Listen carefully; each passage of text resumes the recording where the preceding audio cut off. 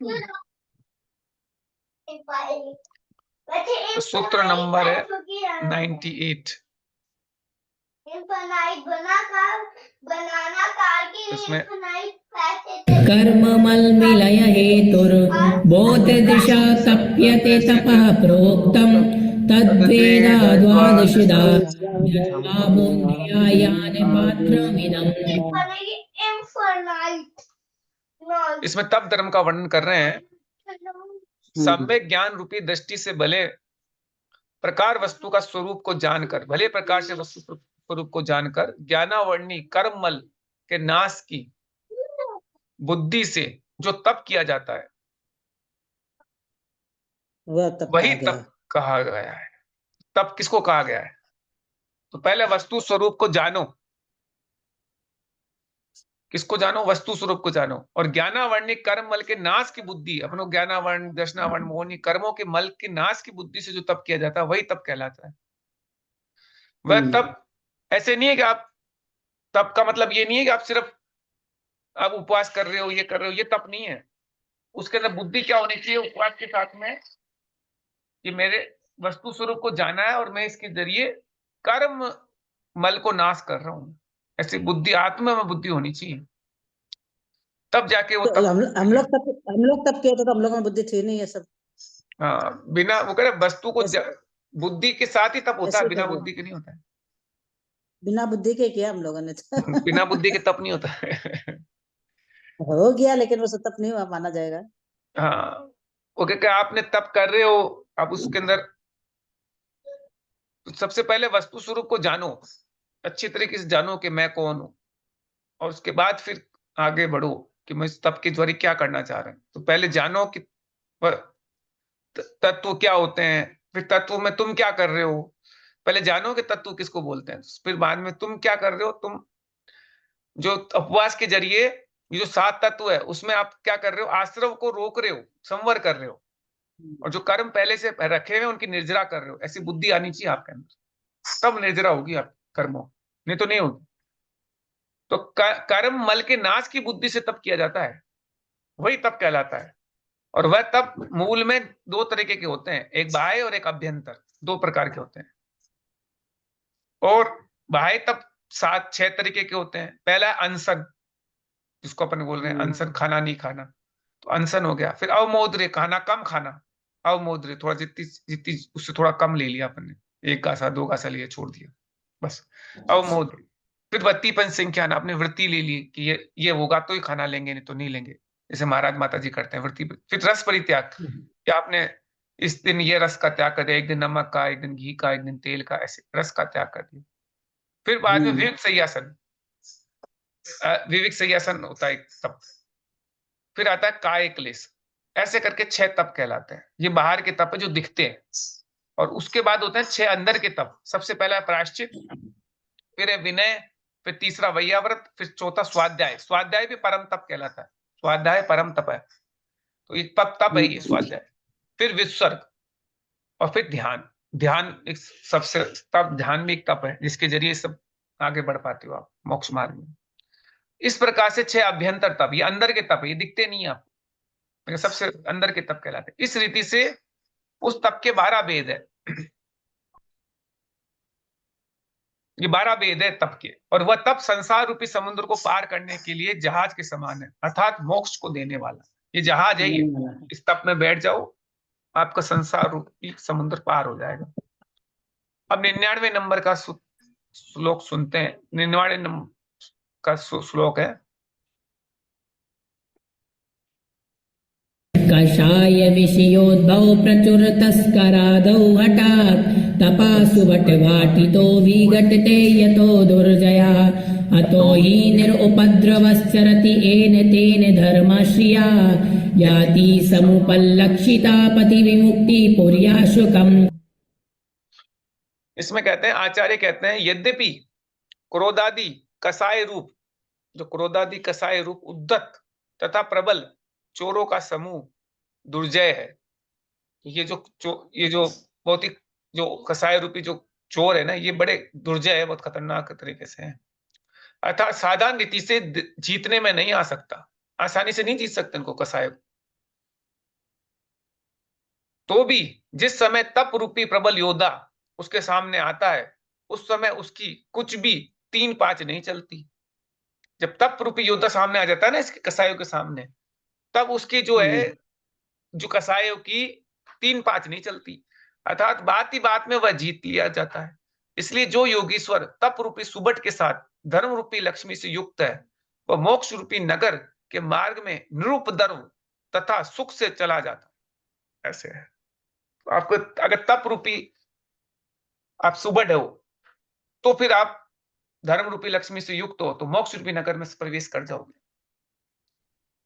अब इसका भावार्थ है, जिस प्रकार कोई मनुष्य विदेश को निकले तथा उसके पास लक्ष्मी भी हो, किंतु उसके पास कोई सुबट ना हो, कोई ऐसे ताकतवर जैसे बोलते हैं ना, बॉडीगार्ड, बॉडीगार्ड को सुबट बोलते हैं। सुबट, कोई सुबट ना हो, साथ में क्या बॉडीगार्ड लेके चलते थे। अगर पास में पैसा हो, लक्ष्मी हो, तो साथ में बॉडीगार्ड भी साथ चलते थे, अंगरक्षक, वो चलते थे साथ में।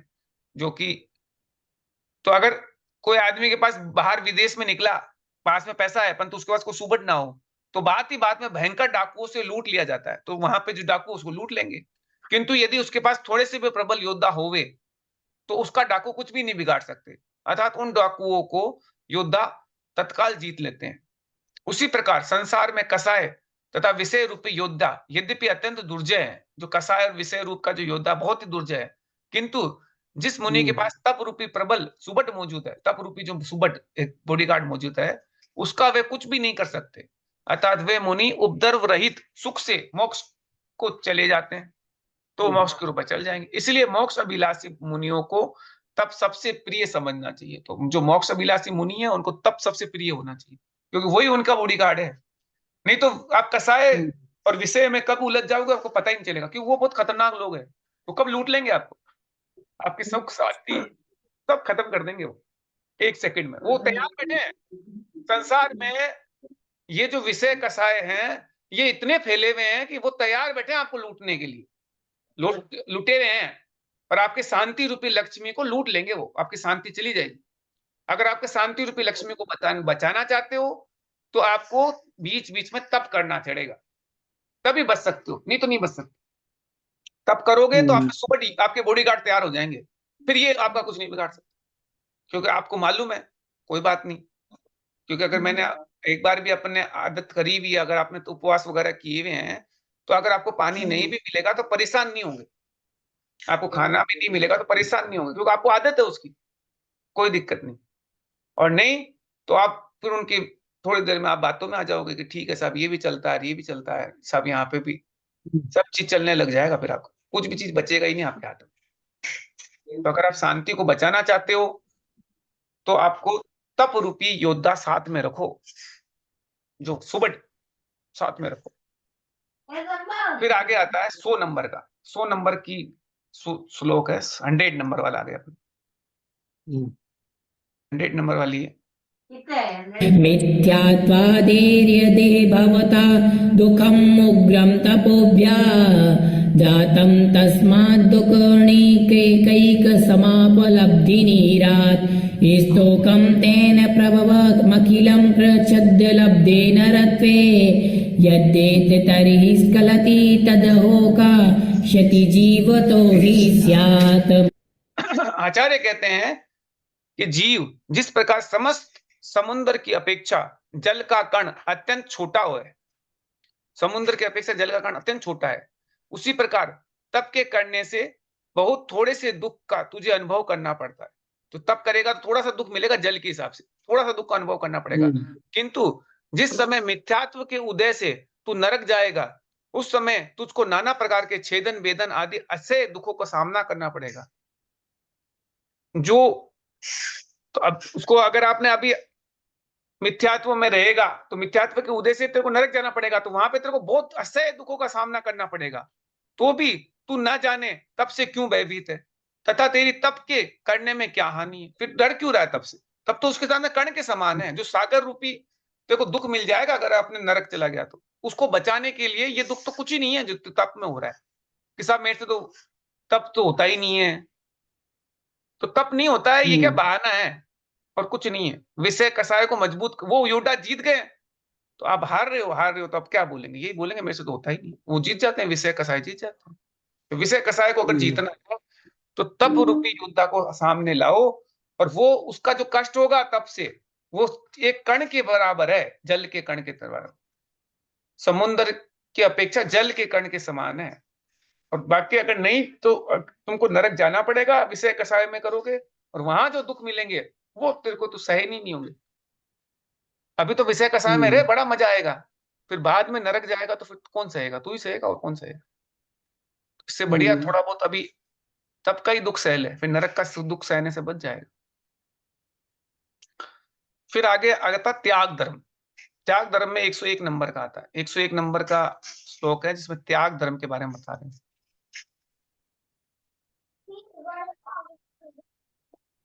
व्याख्यायत् क्रियते श्रुतस्य यतये यदीयते पुस्तकं स्थानं संयमसाधनादिकमपि प्रीत्या सदाचारिण सा त्यागो वपुरादिनिर्ममतया नो किञ्चन सेयते राकिञ्चयमेदं च संसृतिहरो धर्माशतां सम्मत है, सताम सम्मत है। शास्त्रों का भली बाती व्याख्यान करना, ये अपन त्याग धर्म के बारे में बात कर रहे हैं। शास्त्रों का भली बाती व्याख्यान करना तथा मुनियों को पुस्तकें तथा स्थान और संयम के साधन पिच्छिका कमंडलू आदि का देना सदाचारियों का उत्कृष्ट त्याग धर्म है। ये है, ये अपना त्याग धर्म में आता, सदाचारियों का त्याग धर्म है। और मेरा कुछ भी नहीं है ऐसा विचार कर अत्यंत निकट शरीर में भी ममता छोड़ देना आकिंचन नाम का धर्म है। ये है, तो आकिंचन नाम का धर्म क्या है? कि शरीर से भी ममता छोड़ देना। आकिंचन, कुछ भी मेरा नहीं, सबसे निकट आपका शरीर है वो भी मेरा नहीं, ये आकिंचन नाम का धर्म है। तथा वह यति के होता है, ये यति के होता है आकिंचन नाम का धर्म, और वह समस्त संसार का नाश करने वाला है तथा समस्त श्रेष्ठ पुरुषों के द्वारा वह आदरणीय है। तो आप लोगों को क्या करना है? आप लोगों को मुनि महाराज को पुस्तकें, स्थान और पिच्छिका कमंडल देनी है, ये आपका काम है। और मुनिराज का क्या काम है? कि शरीर, कि वो अपने ध्यान, तप ध्यान में लीन रहना, और शरीर भी मेरा नहीं, आकिंचन नाम का धर्म का ऐसा विचार रह जाता। ये यति के होता है, शरीर भी मेरा नहीं, ऐसा यति में आता है। यति मतलब मुनिराज के आता है। अब आकिंचन धर्म जो होता है उसके बारे का स्वरूप का वर्णन 102 नंबर की स्रोत में सुनते हैं। 102 नंबर, आकिंचन धर्म क्या है?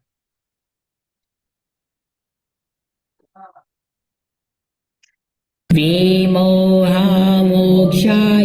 स्वाहितनिरतास्य चारुचरितः ग्रहादि त्यक्त्वा ये विदधति तपस्तेऽपि विरलः तप्यस्यन्तोऽज्ञ यस्मिन्नपि यमिनि सहस्राधिदधतः साहाय्यायश्वर्यये ते जगति यतयो दुर्लभतरः। इसका अर्थ है, आकिंचन धर्म का स्वरूप का वर्णन हो रहा है इसमें। इसका अर्थ है कि जिनका सर्वदा, सर्वदा मतलब संपूर्ण, सर्वदा मोह गल गया है तथा अपने आत्मा के हित में निरंतर लगते रहते हैं और सुंदर चारित्र की धारण करने वाले हैं, तथा घर स्त्री पुत्रादि को छोड़कर, घर स्त्री और पुत्र पुत्री को छोड़कर मोक्ष के लिए तप करते हैं, ऐसे वे मुनि संसार में विरले ही है।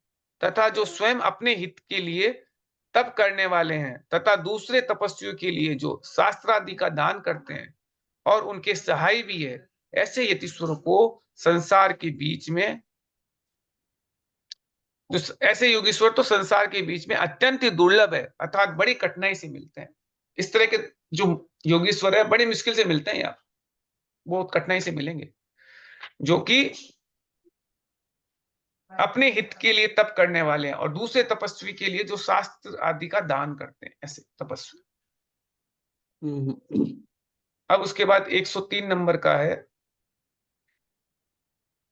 103 नंबर का श्लोक है।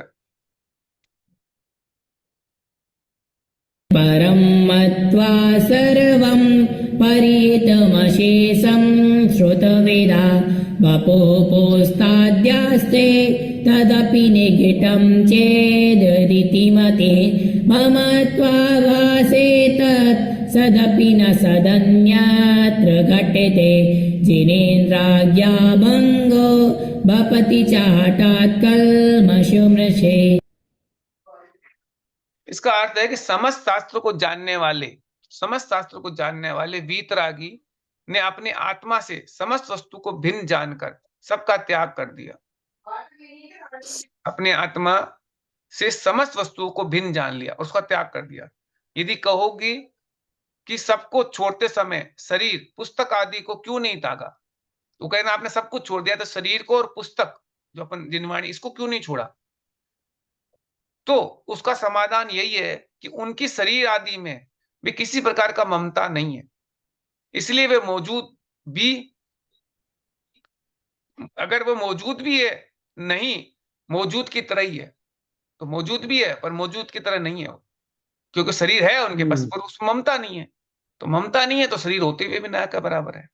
अर्थात मुनियों का शरीर आदि बिना आयु कर्म के नाश हुए छूट नहीं सकता। जब तक आयु कर्म नष्ट नहीं होगा शरीर छूटेगा नहीं।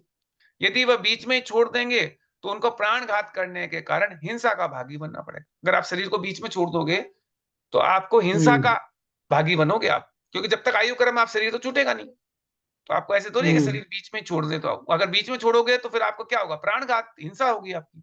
इसलिए शरीर आदि तो रहता है, किंतु वह शरीर आदि में किसी प्रकार का ममत्व नहीं रखते हैं। तो मुनिराज क्या करते हैं? अपने शरीर के पीछे कोई अटैचमेंट नहीं होता, कोई ममत्व नहीं होता है। परंतु यदि वे शरीर आदि में किसी प्रकार का ममत्व करे तो उसको जिनेंद्र की आज्ञा भंग रूप महान दोष का भागी होना पड़ेगा। अगर उसमें ममत्व करेगा ना शरीर में, अगर मुनिराज, उन्हें जिनेंद्र की आज्ञा भंग का दोष का भागी बनना पड़ेगा। अर्थात जब तक ममत्व रहेगा तब तक वह मुनि ही नहीं कहलाए जा सके। अगर मुनि उसके अंदर मुनि ही नहीं कहलाएंगे, अगर शरीर का ममत्व हुआ वो मुनि नहीं कहलाएंगे, अगर उनको शरीर से जरा सा भी ममत्व है तो। फिर आता है ब्रह्मचर्य व्रत। अभी ब्रह्मचर्य व्रत का आता है 104 नंबर का श्लोक नंबर 104। यत्संगाधारमेतत् चलति लघुचयति तीक्ष्णगुदुखौकधारम् मत्पिण्डे भूतभूतं कृतबहुविकृते भ्रान्ति संसारचक्रम् तानित्यं यन्मुमुक्षुर्यतिरमलमति शान्तमोहा प्रपश्ये जन्मे पुत्रे सवित्रे रवहरिणदृशा तत्परं ब्रह्मचर्यम्। इसका अर्थ है कि जिस प्रकार कुंभकार का चाक जमीन के आधार से चलता है तथा उस चाक के तीक्ष्ण धारा रहती है और उसके ऊपर मिट्टी का पिंड भी रहता है तथा नाना प्रकार के कुसूल स्थास आदि घट के विकारों को करता है। एक चक्रा होता है जो उसमें और मिट्टी रख देते हैं ये, और उसमें नाना प्रकार के घट ऐसे निशान करते रहते, घट के विकारों को करता है। उसी प्रकार संसार रूपी चाक के आधार, जो संसार का जो चाक है ना, ये चाक, उसका आधार स्त्री है। अर्थात वह स्त्री न होगी तो कदापि संसार में भटकना ना फिरता, तथा इस संसार रूपी चाक में अत्यंत तीक्ष्ण दुखों का समूह का धार है। जो तीक्ष्ण दुखों का समूह ही धार है, अर्थात संसार में नाना प्रकार के नरक आदि दुखों का सामना करना पड़ता है, और इस संसार रूपी चाक के ऊपर नाना प्रकार के जो जीव जो हैं वे ही पिंड है। जो ऊपर मिट्टी रखी है ना, वो पिंड है जीव, तथा वह संसार रूपी चाक देव मनुष्य आदि नाना प्रकार के विकार कराकर जीवों को भ्रमण कराने वाले हैं। अतः स्त्री संसार चक्र का कारण है। इसलिए जो मोक्ष का अभिलाषी पूर्व मनुष्य उन स्त्रियों को माता, बहन, पुत्री के समान मानता है, उसी के उत्कृष्ट धर्म का भली भांति पालन होता है। तो जो स्त्री को माता माने, बहन माने, पुत्री माने, उसी का उत्कृष्ट धर्म का पालन होगा। अतः ब्रह्मचारी मनुष्य को चाहिए कि वह कदापि स्त्रियों के साथ संबंध ना रखे, इसके अलावा कोई संबंध होना ही नहीं चाहिए। माता बहन पुत्री के अलावा कोई संबंध नहीं रखें, ये ब्रह्मचारी मनुष्य को चाहिए। अब 105 नंबर का आता है, 105 नंबर का श्लोक है।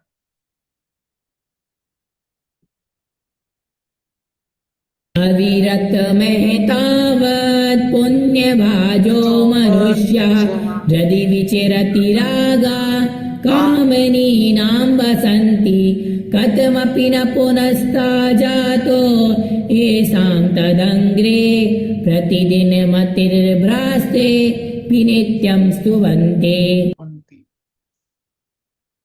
इसका अर्थ है कि जो पुरुष निरंतर स्त्री के हृदय में प्रीति उपजावे वाले हैं, अर्थात जिनको स्त्रियां चाहती है, यद्यपि वे भी संसार में धन्य है, परंतु जिस मनुष्य के हृदय में स्त्रियां स्वप्न में भी निवास नहीं करती है, वे उनसे भी अधिक धन्य है, तथा उन वीतरागी पुरुषों के चरण कमलों को स्त्रियों के प्रिय पात्र बड़े बड़े चक्रवर्ती आदि भी सिर झुकाकर नमस्कार करते हैं। इसीलिए जिन पुरुषों को संसार में अपनी कीर्ति फैलाने की इच्छा है, उनको कदापि स्त्री के जाल में नहीं फंसना चाहिए। इसके स्त्री के जाल में कभी नहीं फंसना चाहिए। अब उसके बाद आता है 106 नंबर का।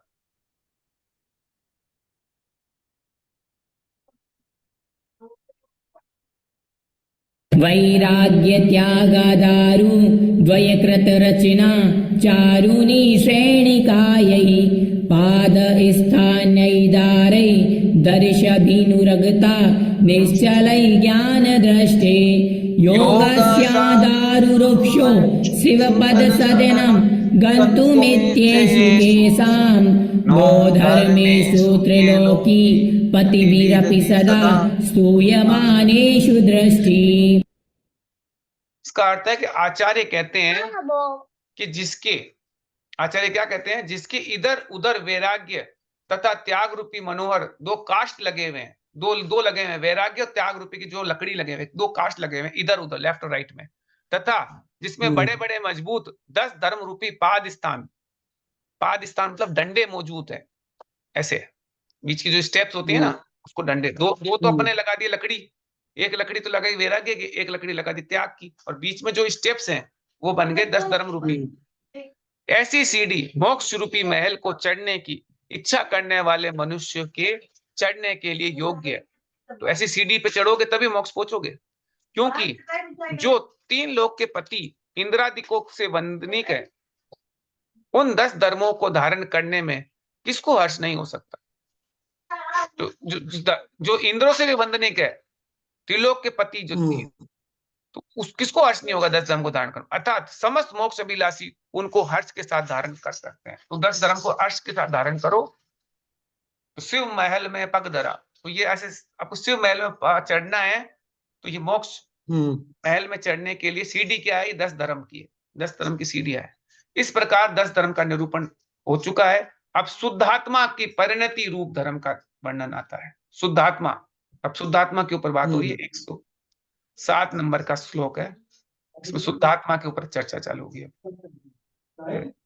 निशेषामलशील सद्गुणमयी मत्यन्त्य साम्यस्थितां वन्दे तां परमात्मना प्रणयनीं कृत्यन्तकां स्वस्थतां यत्रानन्त चतुष्टयामृतसरेत् आत्मात्मनामन्तर्गतं नाप्राप्तोति जरा दुःखा सहशिखा संसार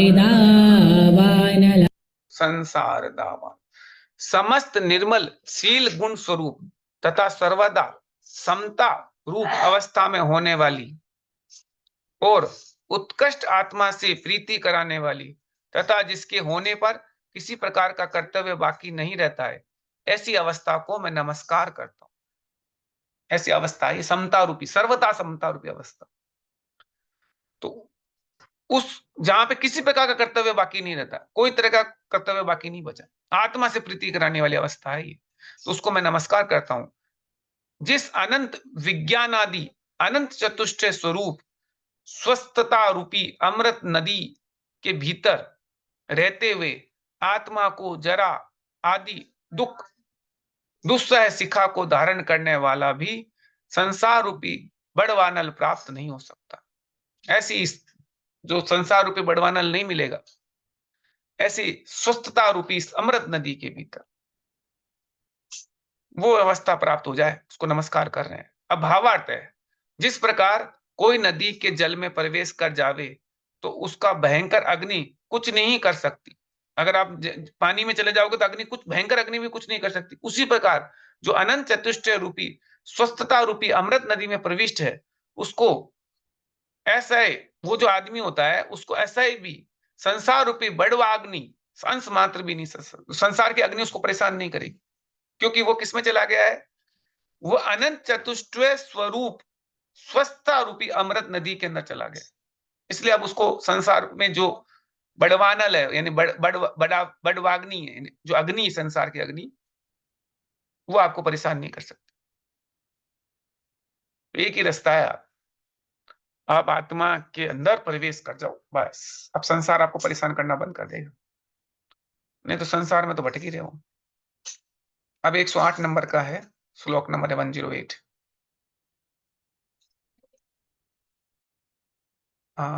आयातेनुभवं भवारि मदने निर्मोक्ते मूर्त्याश्रये शुद्धान्याद्रसि सौम्य सूर्यहुतभोक् कान्तेरनन्तप्रभे यस्मिन्नस्तस्तमुपैति चित्रमचिरा निःशेषस्वान्तरम् तद्वन्दे विपुलप्रमोदसदनं चिद्रूपमेकं सः। इसका अर्थ यह है, समस्त कर्मादि वीर्यों को नाश करने वाले तथा शरीर आदि के आश्रय से रहित, अर्थात जिसको किसी प्रकार का शरीर आदि का आश्रय नहीं है और शुद्ध तथा दूसरे के प्रत्यक्ष के अगोचर तथा चंद्रमा सूर्य और अग्नि से भी अनंत गुणी प्रभा को धारण करने वाले जिस चैतन्य स्वरूप उत्कृष्ट तेज के अनुभव होने पर बात ही बात में समस्त पर पदार्थ अस्त हो जाते हैं, ऐसे अनेक प्रकार के प्रमोद को पैदा करने वाले उस चैतन्य स्वरूप तेज को मैं सिर झुकाकर नमस्कार। अब ये बता रहे हैं कि किस तरीके से शुद्ध रूप के बारे में बता रहे हैं। शुद्ध रूप क्या है? उस शुद्ध रूप चैतन्य स्वरूप जिसके अंदर सब चीज आ जाती है, कहना मतलब सारे कर्मों का नाश हो जाता है, शरीर आदि के आश्रय से रहित है, जिसमें कोई शरीर का आश्रय नहीं होता है, और चंद्रमा और सूर्य और अग्नि से अनंत गुणी प्रभा उसमें होती है। ऐसे चैतन्य उत्कृष्ट तेज को अनुभव की बात होने पर, जब ऐसा अनुभव हो जाता है, आज आपको इस तरीके से शुद्ध आत्मा का अनुभव हो जाता है, तो बात ही बात में समस्त पर पदार्थ अस्त हो जाते हैं। सारे बाहर की चीजों से आपका दिमाग हट जाएगा, आप अंदर आत्मा में आ जाओगे। उसके लिए जरूरी है कि इस तरह के आपको अनुभव हो, ऐसा एक्सपीरियंस होना पड़ेगा। जब ऐसा एक्सपीरियंस हो जाएगा तब बात बन जाएगी। जब तक नहीं है तब तक भावना भाव के ऐसा एक्सपीरियंस अपन को हो। अब भावना भाव के तो एक दिन हो जाएगा, भावना तो भाव।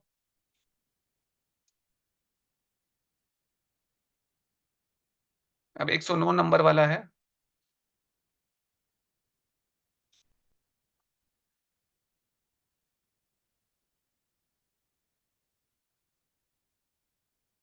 जातिर्यादिन यत्र यत्र च मृतो मृत्युर्जरा जर्जरा जाता यत्र न कर्मकाय घटना सोवाग्नय व्याधया यत्रात्मैव परं च कास्ति विशदा ज्ञानैकमूर्तिः प्रभो नित्यं तत्पादमाश्रिता निरुपमां सिद्धा सदा पान्तु वः। जहां पर ना जन्म है, ना मरण है, ना जरा है, ना कर्मों का तथा शरीर का संबंध है, ना वाणी है, ना रोग है, तथा जहां पर निर्मल ज्ञान को धारण करने वाला और प्रभु आत्मा सदा प्रकाशमान है, ये स्थिति बता रहे हैं। ना जन्म है, ना मरण है, ना जरा है, ऐसे उस प्रभु आत्मा सदा प्रकाशमान है, ऐसे उस अविनाशी पद में रहने वाले उपमा रहित, ऐसे अविनाशी पद जिसको कोई उपमा नहीं दे सकते, अर्थात जिसको कोई उपमा नहीं दे सकते, सिद्ध भगवान मेरी रक्षा करे। अर्थात ऐसे सिद्धों की मैं शरण लेता हूँ। सिद्धों की शरण ले रहा हूँ। किसकी सिद्ध की शरण ले रहा हूँ? सिद्धों के बारे में बता रहे हैं, न जन्म है, न मरण है, न जरा है, न कर्म और शरीर का संबंध है, न वाणी है, न रोग है। ऐसे ऐसी सिद्ध आत्मा को हम शरण ले रहे हैं। अविनाशी पद है, उसको नाश भी नहीं कर सकता। अब 110 नंबर का श्लोक है।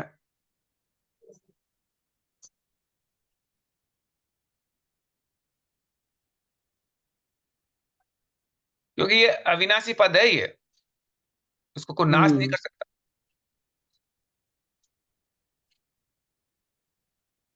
उसे सिद्ध दुर्लक्ष्येऽपि चिदात्मनि श्रुतबलात् किञ्चित् स्वसंवेदनात् रोमः किञ्चादेह प्रबोधनिधिमिग्रह ग्राहं न किञ्चिच्चलम् मोहे राजनिकर्मिणामतिरतां प्रोणान्तराये रिपौ दृग्बोधावरणद्वये शतिमतेस्तादृक्कृतो मादृशाम। जिस प्रकार अमूर्तिक होने के कारण आकाश आदि किसी के देखने में नहीं आ सकते, तो आकाश और ये सब द्रव्य जो होते हैं ये देखने में नहीं आ सकते, उसी प्रकार यद्यपि ये आत्मा किसी के दृष्टिगोचर नहीं हो सकती, दृष्टिगोचर नहीं है, आत्मा कभी दिखती नहीं है, तो भी उस चैतन्य स्वरूप आत्मा के स्वरूप को शास्त्र के बल से जो अपन शास्त्र पढ़ रहे हैं उसके बल से अपने अनुभव से मैं वर्णन करता हूं। इसलिए बुद्धिमानों को इसमें किसी प्रकार की दगाबाजी नहीं समझनी चाहिए। इसमें कोई दगाबाजी नहीं कर रहे हैं हम आपसे। बुद्धिमान सोचे यार आत्मा दिखती नहीं है तो ये तो बेवकूफ बना रहे हैं, ठग रहे हैं, ऐसा नहीं है, कोई दगाबाजी नहीं कर रहे हैं कोई। क्योंकि समस्त कर्मों का राजा मोहनीय और अत्यंत प्रबल अंतराय रूपी शत्रु तथा ज्ञानावरण दर्शनावरण मेरी आत्मा के साथ लगे हुए हैं। इसलिए वास्तविक स्वरूप के कहने में मेरी बुद्धि कैसे प्रवीण हो सकती? अब अपने के सारे कर्म जुड़े हुए हैं, तो आत्मा के वास्तविक स्वरूप को अपन बोल नहीं पाते, क्योंकि ज्ञानावरण भी है, दर्शनावरण भी है, अंतराय भी है, मोहनीय भी है। ये चारों कर्म अपने साथ लगे हुए हैं, तो अपन आत्मा को बता नहीं पा रहे। लेकिन ये है, शास्त्रों में लिखा हुआ है, आपको पूरा विश्वास होना चाहिए कि आत्मा है, और उस आत्मा के पक्के श्रद्धान से ही अनुभव ले पाओगे उसका, और कोई तरीका नहीं। बता नहीं पाओगे, अनुभव ले पाओगे, अनुभव करो। अब इसका भावार्थ है, वास्तविक रीति से आत्मा के स्वरूप का वर्णन अरहंत ही कर सकते हैं, अल्प ज्ञानी नहीं, तथा मैं अभी अल्प ज्ञान हूं। इसलिए मेरा कथन सर्वज्ञ देव प्रणीत शास्त्रों के अनुसार होने के कारण तथा कुछ अनुभव ना होने के कारण विद्वानों को अवश्य मानना चाहिए। अब मेरी बात मान लो आप, क्योंकि ये तो भगवान ने कहा है, इसलिए मान लो कि आत्मा होती है, नहीं तो नहीं। अब अपन जिनवाणी स्तुति करते हैं, फिर इसको कल देखेंगे भाई। जावाणी के ज्ञान से पूजे नो कालो सोवाणी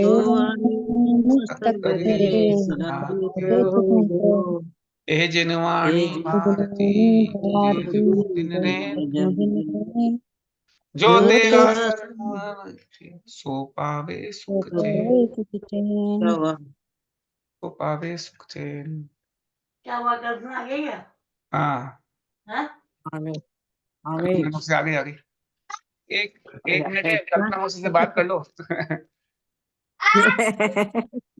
आज कल्पना मौसी का नंबर है। कल्पना मौसी का नंबर है। चर्चा करना हो,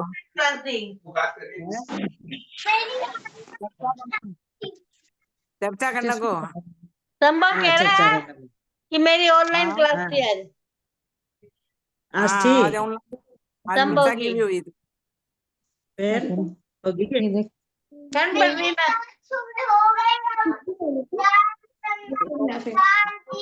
डांस करा था इसने, कर देते हो। अच्छा अच्छा डांस करवाया था आज।